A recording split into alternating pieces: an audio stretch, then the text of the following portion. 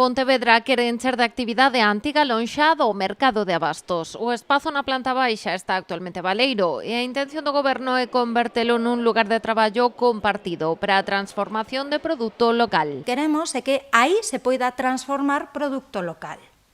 E dunha banda buscamos que sexan as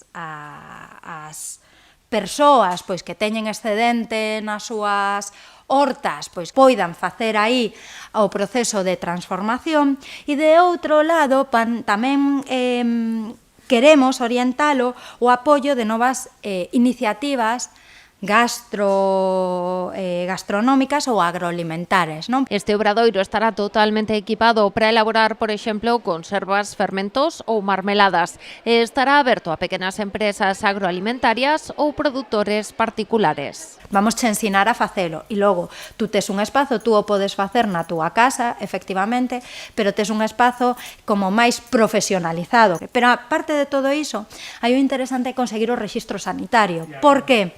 Si tú consigues o rexistro sanitario e para conseguir ese rexistro sanitario sí que non o podes facer na casa, vale? Tú podes comercializar o teu produto.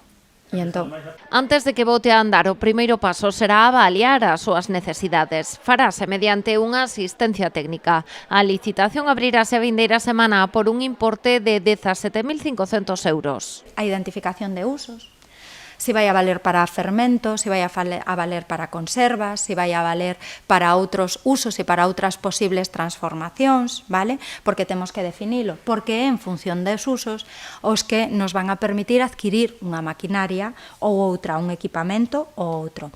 Esta iniciativa está marcada no Plan de Sustentabilidade Turística en Destino financiado con fondos europeos Next Generation e súmase a outras propostas postas en marcha polo goberno local para revitalizar o mercado.